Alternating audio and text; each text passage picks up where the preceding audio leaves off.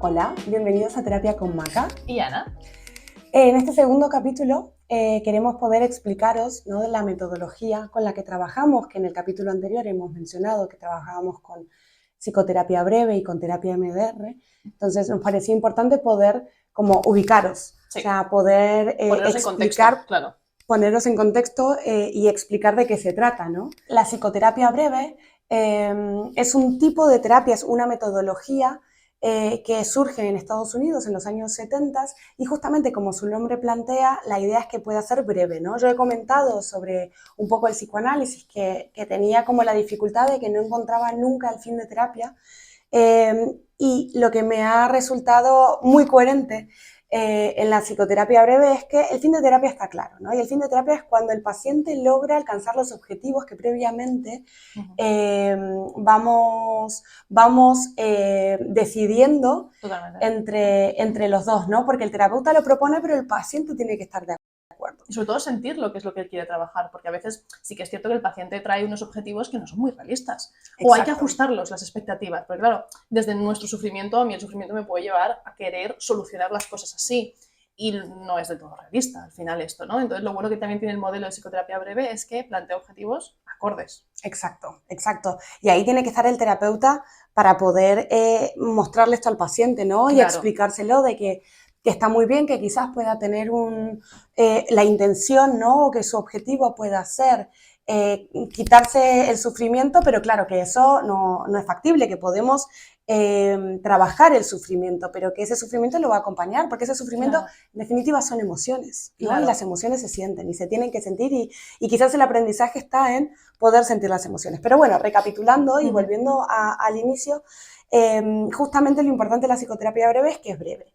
¿Qué significa breve? Que son un par de sesiones delimitadas. Esto que pueden ser 30 sesiones, ¿no? Sí, aproximadamente, 26, 30, sí. Aproximadamente es un año de tratamiento, más o menos.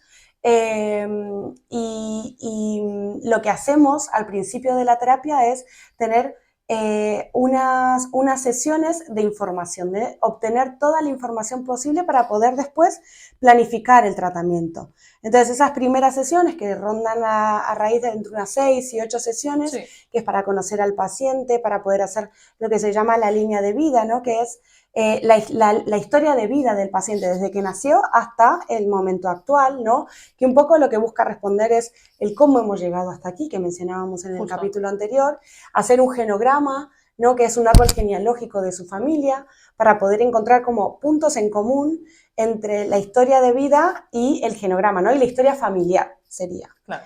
¿Qué más? Poder hablar de disociación, evaluar disociación, poder evaluar cuál es la sintomatología actual. Sobre todo teniendo en cuenta que esa sintomatología es la defensa que trae el paciente. Exacto. Porque yo sé que para los que sois pacientes probablemente esto os chirríe mucho, ¿no? Y lo entendemos y nos hacemos cargo de ello. Pero es que el motivo de consulta nunca es el problema que tiene el paciente. O no siempre, ¿no? O sea, siempre hay algo detrás del motivo de consulta. El motivo de consulta es el síntoma que se genera en ese momento, es la defensa, es el síntoma expresado, llevado al presente, ¿no? Tal cual. Pero no es el motivo, o sea, no es el problema real que tiene el paciente, porque probablemente el problema real surgió hace 20, 30 años, 10, 5, en la temporalidad concreta, ¿no? Y sobre todo, y aquí es donde entra la presencia de trauma. Nosotros, el modelo que tenemos de evaluar no es solamente evaluar estoy triste, pues da paseos y dedícate a dibujar, que eso te relaja mucho, ¿no? Sino es ya vamos directamente al grano en esa línea de vida que decía Maca, el ver dónde están las fallas. Claro, ¿dónde empezó esa emoción, ¿no? O sea,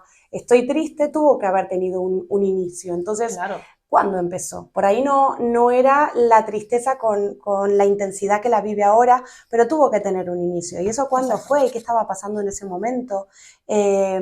Como poder ir encontrando respuestas, ¿no?, a las preguntas que va trayendo el paciente. Por otro lado, también lo importante de la psicoterapia breve son los valores, ¿no? Esto de la vinculación con el paciente tiene que ser muy fuerte, porque lo que le vamos a pedir es cambios y meternos también en su historia de vida, ¿no? Lo que comentaba anteriormente, meternos en su infancia, meternos en la relación que tiene con sus cuidadores, por no decir progenitores.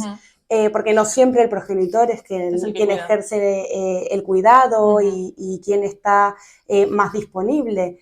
¿Qué más? El poder mirar al paciente, poder sostenerlo. Y sobre todo también, aquí le damos mucha importancia al tema del vínculo, ¿no? Como decía Maca, pero porque el vínculo al final date cuenta que probablemente de los pocos vínculos sanos que habrá tenido ese paciente, no todos, porque hay personas que tienen vínculos muy sanos en su historia de vida, ¿no? Pero por desgracia la gran mayoría que vemos en consulta no han tenido un vínculo sano nunca, es decir, no han tenido un vínculo incondicional donde se les ha mirado, donde se les escucha, claro.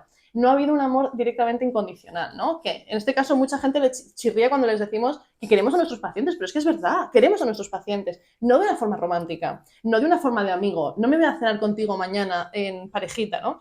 Pero te quiero de forma terapéutica, que esto es el punto, ¿no? Y claro, nos pasa mucho con profesionales del ámbito que no conocen este modelo, que no tienen los valores que hay dentro de la psicoterapia breve, que todo esto como que es como, pero estás haciendo al paciente dependiente de ti.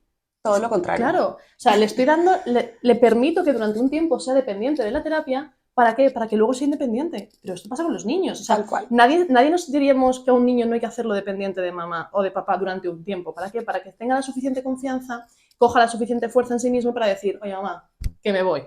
Tal cual. Que ya no quiero saber nada de ti. Tal cual. Que un poco el vínculo terapéutico lo que va a duplicar, pero de manera segura, claro. Es ese vínculo que no ha tenido muchas veces el paciente, ese vínculo de seguridad, de poder estar incondicionalmente, de esa mirada incondicional, de esa aceptación incondicional del paciente, para que él pueda tener, a veces por primera vez, como decías bien tú, Ana, ese vínculo seguro, ¿no? Claro. Y eso es súper importante que podamos hacer en terapia, que podamos darle a ese paciente la seguridad, la comodidad, la confianza, para que se pueda abrir a nosotros, para que los podamos acoger, para que se puedan sentir seguros, para que después puedan volar, ¿no? Claro. Un poco, yo siempre utilizo la metodología esta de, vale, ya tienes las alas lo suficientemente fuertes para echarte a volar. Claro. Ve, vuela. Claro. Y si te tropiezas, no pasa nada. Yo estoy. Claro. No pasa nada, pero empieza a volar. Claro. Entonces, sí, esta es la importancia de poder validar y sostener al paciente en un principio para poder darle las herramientas necesarias para que puedan volar.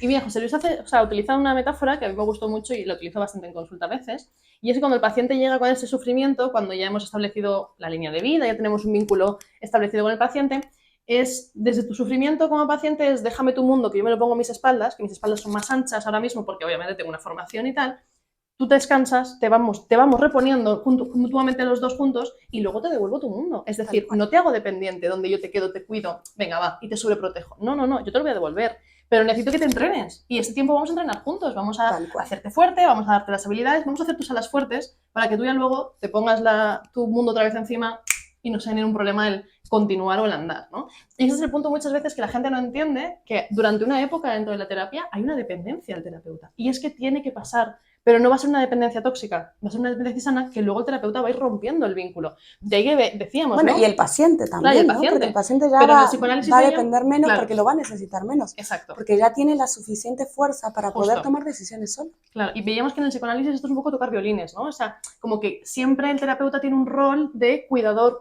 pero ¿cuándo dejas de ser cuidador como terapeuta? Tienes que dejar de serlo en algún momento. ¿Para qué? Para demostrarle al paciente que él tiene la capacidad. Que puede. Claro, que puede, claro. Tal cual. Entonces, este es el punto que muchas veces, bueno, creo que cuando yo lo descubrí en psicoterapia breve, entendí mucho mejor de qué era la película. O sea, entendí que era un cuidar al paciente de una forma mucho más amable. Menos amable. O sea, para mí fue una forma mucho más amable de ver ese vínculo. Tal cual.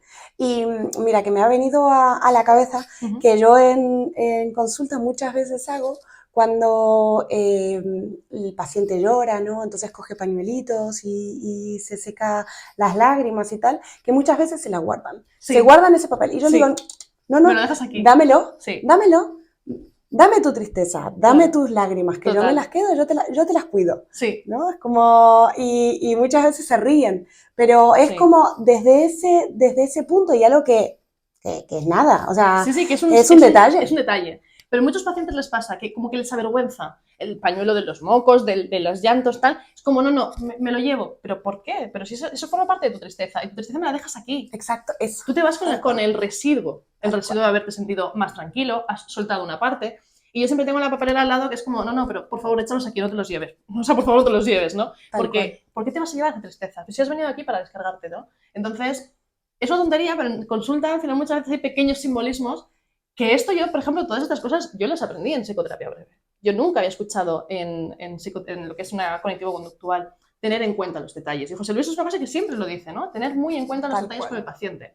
Porque esto es el vínculo, es cuidar a ese paciente. Eso es lo que genera vínculo, ¿no? Porque, digo, ese pequeño detalle que mencionábamos recién es como de decir, vale, jolín, es verdad, se queda con mi tristeza y se puede hacer cargo, ¿no? O sea, que es una tontería, pero es un simbolismo. Totalmente. Es un simbolismo que significa mucho.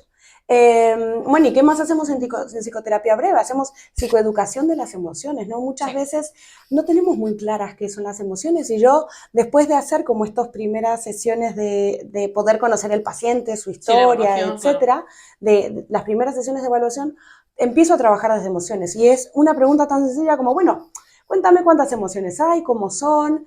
Y parece una broma. Raro. O sea, sí, muchos los miran muy raro como, ¿en serio me estás preguntando una tontería, no? Muchos te lo dicen, es una tontería, pero cuando te das cuenta de que no lo saben. Claro, o sea, que muchos de nosotros, y yo me incluyo la primera, cuando llegué a terapia también, o sea, éramos muy analfabetos a nivel emocional y somos muy analfabetos a nivel emocional. ¿Por qué? Porque esto se considera de niños. Y porque no nos lo enseñan. Claro. Nunca nos lo enseñan. Se considera de niños, digo, es muy invalidante, ¿no? El tema de las emociones. Es muy invalidante. Se considera de niños, pero por el otro lado tampoco te lo enseñan de niños. Claro. Y las emociones, que ya vamos a hablar largo y tendido de las emociones, pero de alguna manera es que te las tienen que enseñar. Tiene que haber un adulto que te enseñe, que te regule, que te valide esas emociones para que tú puedas entenderlas y puedas empezar como a poder gestionarlas de manera adecuada, ¿no? Entonces, digo, yo lo primero que empiezo a trabajar es emociones, porque creo que es la base de lo que después vamos a generar, ¿no? O sea, a construir, pero si las emociones no están claras y no se pueden gestionar bien, no podemos construir, no podemos hacer nada porque no tenemos los cimientos sólidos, ¿no? Claro, y sobre todo cuando nos metemos a trabajar trauma, es tan importante que el paciente tenga un buen lenguaje emocional para saber qué está sintiendo, para saber cómo lo está proyectando, para que te explique, ¿no? Y al mismo tiempo que él se narre a sí mismo y se escuche diciendo, oh, me siento de esta forma, me siento de esta otra, ¿no? Entonces, estoy totalmente de acuerdo contigo. Entender que las emociones, teniendo en cuenta lo que decía antes, ¿no? Que el motivo de consulta no es el problema principal del paciente, si lo siguiente que trabajamos es la parte emocional, ahí ya eso es terapéutico en sí mismo, porque ya tiene este lenguaje. Y cuando nos metemos a trabajar su problema, su motivo de consulta y todo esto, es que la película ya ha cambiado mucho. Tal cual. Esto ya han sido unos meses, pueden ser que se dedique unos meses, y ya ha cambiado por completo el problema. Tal cual, y lo que decíamos al principio, ¿no? La importancia de conocernos, de preguntarnos, de vernos y de narrarnos. Todo esto empieza a tener efecto, ¿no? Claro. De repente, todo esto que decimos, que son palabras sueltas, de repente el paciente empieza a darse cuenta de la importancia que tienen. Claro. Y por otro lado, un poco trayendo a colación, ¿no? Y hablando de los valores de la psicoterapia breve, también la importancia del rol del paciente desde un rol muy activo. Totalmente. ¿No? O sea, y desde el terapeuta también un rol muy activo. Sí. No viene el paciente, te cuenta sus cosas y el terapeuta dice, ah, vale, muy bien, ajá.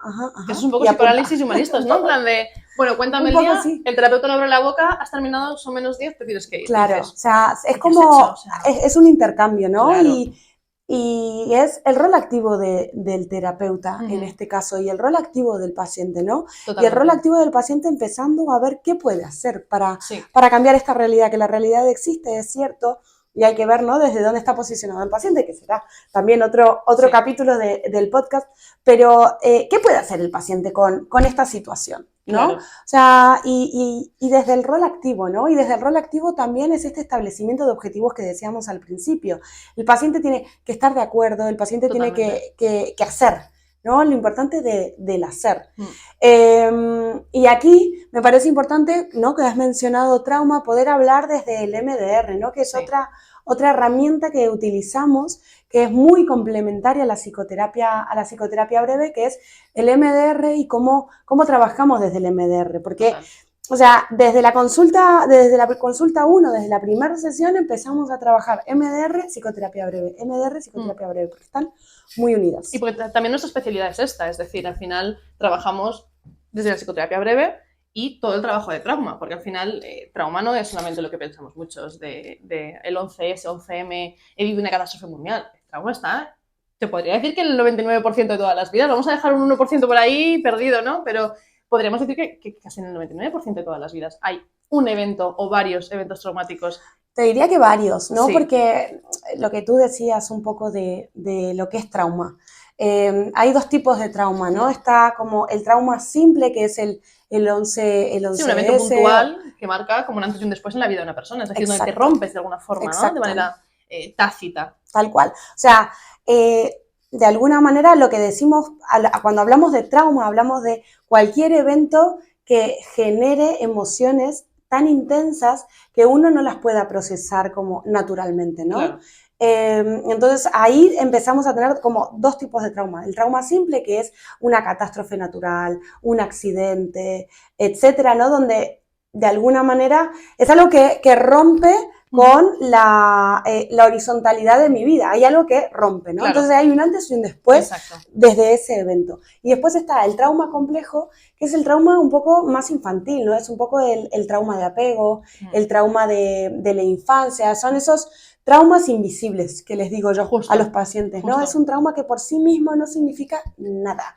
No significa nada, como puede ser que se olviden un día de irte a buscar al cole o que lleguen más tarde, ¿no? Entonces, claro, a ver, que no es tan grave en teoría. Claro, y que la sociedad normaliza. Y que la sociedad normaliza. Porque claro, a cualquiera de nosotros que ahora podríamos poner en alguna caja de preguntas y dejaros alguna duda. Que lo vamos a hacer. Que lo vamos a hacer, ¿no? Lo vamos a hacer. Pero sí, pudiéramos preguntar a todos los que nos estáis escuchando o viendo ahora mismo, ¿cuántos de nosotros no hemos vivido un momento en el que mamá se olvidó de recogernos, papá, me da igual quién, ¿eh? O sea, figura de apego, me da igual quién. Alguien se olvidó de recogernos. Nos castigó de una manera más intensa de lo que a lo mejor nos merecíamos. Hubo algún tipo de golpe castigo, como un guantazo, un en el culo, un azote en el culo. ¿Quién no podríamos decir a día de hoy que no hemos vivido nada de esto? Es muy complicado. Y eso que normalizamos como sociedad, porque era una educación, a nuestros padres nos han educado de esta forma. Sí, lo vamos a entender siempre que ellos nunca lo hacen con mala intención. No tenemos unos padres psicópatas por lo general, ¿no? Lo hacen desde que quieren lo mejor para nosotros. Pero eso en sí mismo, esos pequeños momentos, son momentos que hacen un trauma relacional temprano. Es decir, de manera muy temprana, la forma en la que yo aprendo a relacionarme es de manera traumática. Y esto es la base muchas veces del trauma complejo. Tal cual. ¿Y por qué decía de que ese evento en sí mismo no genera nada? Está naturalizado, pero son esos momentos que se repiten a lo largo de mi historia, ¿no? Entonces, sí, que se olviden una vez de ti no pasa nada. Ahora, que se olviden de ti, que no validen tus emociones, que te den un guantazo, que te den una mala contestación. Todo eso va haciendo, ¿no? Que se vaya generando este trauma relacional o este trauma de apego, trauma de la infancia, que un solo evento no significa nada, pero todos esos eventos, de repente, puestos en conjunto, generan trauma, ¿no? Y es este tipo de trauma que va a hacer que después no podamos tener un apego seguro, que ya hablaremos de los tipos de apego, pero está todo muy conectado. Claro, y sobre todo, que esto lo hablábamos hace unos días tú y yo, ¿no? El momento de hombres, que a nivel cultural esto es un poquito como más presente o lo tenemos más visto, donde se les invalida desde muy chiquitines, no puedes llorar porque eres un débil, o añade aquí cualquier sinónimo despectivo, es que no puede, es que de verdad eres una nenaza, es que tienes que hacer, o sea, fijaros, realmente, tú lo sabes, lo has visto en consulta, ¿no? Muchos hombres de ciertas edades ya, que vienen a consulta, vienen con una historia de trauma bastante arraigada, pero no porque haya habido a lo mejor una agresión, no porque haya habido un problema más allá, sino porque papá y mamá se han encargado de invalidar cualquier contenido emocional. Y son adultos ahora plenamente herméticos, donde te dicen tipo de llevo 15 años sin llorar. Y claro, te sorprende porque dices, llevas un montón de tiempo, nada ha pasado en tu vida por el cual has visto una película que te ha emocionado un poquito más.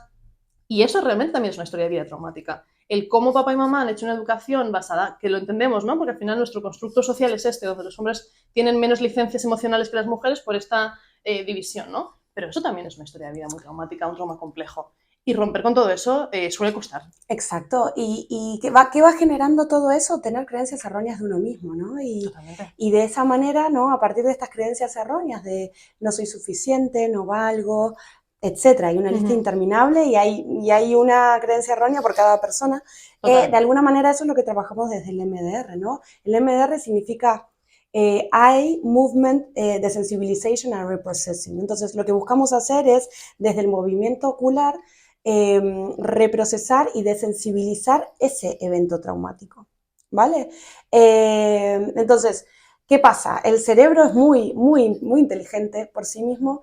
Entonces, y lo que le digo a los pacientes, ¿no? De alguna manera el cerebro es el único órgano del cuerpo que no descansa. Exacto, y no descansa. No descansa, o sea, mientras que el sistema digestivo, el sistema circulatorio, cuando viene la noche descansa, ¿no? Es como que se hace más lento. El cerebro, al contrario, reprocesa todo lo que ha pasado durante el día. Y se reactiva justamente por la noche. O sea, exacto. Digamos que hay funciones que dejan de estar más presentes. No vamos a meternos a explicar la neurofisiología, pero más o menos para que lo tengamos claro, hay funciones que dejan de estar más presentes porque a lo mejor la concentración no sirve en ese momento. La concentración, la memoria, el lenguaje, audición, o sea, ¿no? Muchos días no son necesarias, no tienen una función activa primaria, pero sí que es cierto que hay otras funciones que necesitan. Las partes más subcorticales, las estructuras más internas del cerebro, en ese momento se vienen arriba porque necesitan hacer su labor. Es decir, exacto. Al final, como Begoña dice, el trauma se reprocesa de 3 formas distintas, ¿no? Con 3 partes. Hablando de ello, pensando en ello y soñando con ello. ¿no? Soñando con ello y checando el cerebro. Y aquí la parte de soñar es muy importante, ¿no? Durante la noche soñamos y hay 2 tipos de sueño, ¿no? Está el sueño REM y el sueño no REM. El sueño no REM es el sueño superficial, el que no hace nada, y el sueño REM no, justamente, que significa Rapid Eye Movements, que son esos movimientos sacádicos que seguramente si has visto a una persona dormir, te has dado cuenta de que los ojos se empiezan a mover de un lado a otro. Sí. Y ahí es donde esa persona está reprocesando lo que ha sucedido durante el día. Ahora bien, si ha tenido un evento traumático, ¿no? Donde fue emocionalmente intenso, muchas veces el cerebro no lo puede procesar a través del sueño, ¿no? De esta parte del sueño REM, y lo va dejando como a un costado, ¿no? Para poder, después, cuando tenga un momentito, el cerebro vuelve y lo intenta reprocesar. El tema es que cuando hay un trauma más tocho, eso va quedando ahí y va quedando enquistado. Y aquí podemos hablar de redes neuronales, ¿no? Pero digo, este evento, se le van sumando otros eventos, ¿no? Que van acompañando porque hemos tenido las mismas emociones, las mismas sensaciones, porque es similar, y van quedando como a un costado y no se puede reprocesar. ¿Vale? Entonces lo que intentamos hacer a través de MDR es esto que hace el cerebro de forma natural, poder hacerlo de forma manual. Entonces lo que intentamos hacer es, lo normal es a través de movimientos oculares, pero hay otras opciones como puede ser el tapping, como puede ser la parte auditiva, ¿no? O las almendritas, también, que es la parte como más táctil. Poder hacer estos movimientos sacádicos, ¿no? Que en realidad lo que estamos buscando es la conexión de hemisferio derecho y hemisferio izquierdo que puedan entrar en contacto. Entonces, a través de ahí poder reprocesar manualmente este evento traumático. Claro. Y al final es intentar forzar a veces, se puede entender como forzar, ¿no? Porque lo que haría el cerebro de manera totalmente normal en una noche, donde tú reprocesas en general, o sea, reprocesas en global, ¿no? En este caso, ponemos al paciente con su diana, forzamos ese recuerdo, forzamos que esas neuronas hagan la conexión puntual en ese, y ahí es donde aplicamos la estimulación bilateral, con un recuerdo asociado, es decir, forzamos lo que haríamos por la noche en consulta, ¿no? Exacto, que son momentos como muy concretos, muy concisos, porque es muy intenso para el cerebro lo que hacemos, ¿no? Exacto. Y el resto de la semana ya el cerebro va intentando colocar ese momento tan intenso que ha vivido en consulta. Por eso muchas veces son sesiones muy intensas, muy cansadas, el paciente termina muy agotado mentalmente porque estamos haciendo un proceso que tardaríamos una noche entera en hacer. Lo estamos haciendo en cuestión de 50 minutos muchas veces. Y esto suele ser bastante una tralla. Tal cual, y lo que decimos al final de la consulta cuando hacemos reprocesamiento es, seguramente esto que hemos hecho en consulta va a continuar a lo largo de la semana. Entonces seguramente tengas sueños, recuerdos que te vengan, flashbacks, ¿no? Alguna sensación similar.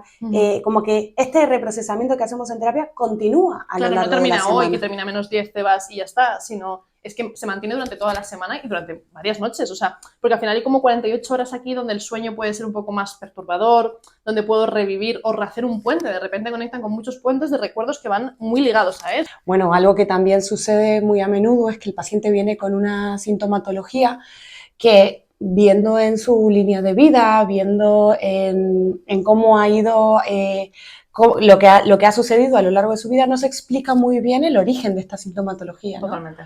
Y eso tiene mucho que ver con trauma transgeneracional, ¿no? Y el trauma transgeneracional es ese trauma que corresponde a algún otro familiar, generalmente de línea ascendente, como puede ser un padre, una madre, un tío, una abuela, donde ese trauma no es propio, ¿no? Sucedió en otra generación, pero que se va reproduciendo generación tras generación. Entonces quizás no le corresponde al paciente ni le corresponde a la madre del paciente, pero sí a la abuela del paciente. Entonces poder hacer como toda esa línea ascendente y poder encontrar el origen del trauma es muy importante.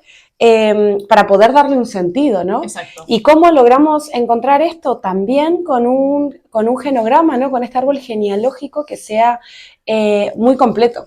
Totalmente. Y esto es lo que decías antes de que el trauma es invisible muchas veces. O sea, aquí hay que rebuscar, hay que empezar a escarbar un poquito en la historia de vida de mamá, que por lo general el paciente, pues, cuando les preguntas esto de tus padres cómo se conocieron, cuál ha sido su historia de vida, o no la conocen o conocen muy poquito de esta historia, ¿no? Y aquí te toca, pues, a veces tirar de fotos, tirar de otros contextos en el que puedas rascar ese trauma de origen. Porque, exacto, o que pregunten. Claro, o que pregunten. O que pregunten. O sea, claro. De hecho, yo siempre les digo a los pacientes que nuestra historia, y esto lo he cogido de José Luis, también que él dice que nuestra historia empieza cuando nuestros padres se conocen, ¿no? Porque a partir de allí es todo el proyecto de vida que hacen juntos. Total. Y ahí es donde estamos nosotros. Y donde papá y mamá ya nos empiezan a pensar, ya se empiezan a imaginar dónde está esa figurita de chiquitina en este caso, cómo será, qué cosas hará, o sea, y ahí es donde empiezas a soñar ya a tu hijo, ¿no? Y efectivamente es donde su vida empieza, o sea, porque ya hay expectativas, ya hay creencias, ya hay un constructo entero y el chiquitín aún ni siquiera ha aparecido, o sea, pero fíjate todo lo que tiene montado ya detrás. Entonces, aquí es donde se ejemplifica muy bien esa parte de trauma transgeneracional. Si papá, mamá o los abuelos hemos aprendido o adquirido un comportamiento o un síntoma de origen traumático, va a ser la proyección directa que vamos a hacer con nuestro chiquitín. Tal cual, tal cual. Bueno, de alguna manera estos son unas primeras pinceladas, ¿no? De lo que es trauma, de lo que es MDR, de lo que es psicoterapia breve.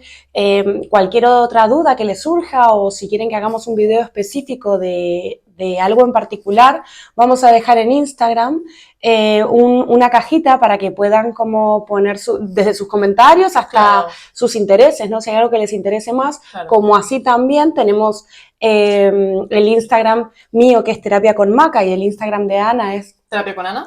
Entonces nos pueden enviar mensajes directos para que nosotras podamos contestar a través de estos posts o podcasts, ¿no? Estos capítulos del podcast que también se sube a YouTube. Exacto. Que podamos ir haciendo vídeos o capítulos para poder responder a sus dudas y a sus intereses. Exacto. ¿No? Sobre todo. Totalmente. Vale, entonces creo que podemos concluir con que esto es Terapia con Maca. Y Ana. Hasta la próxima. Chao.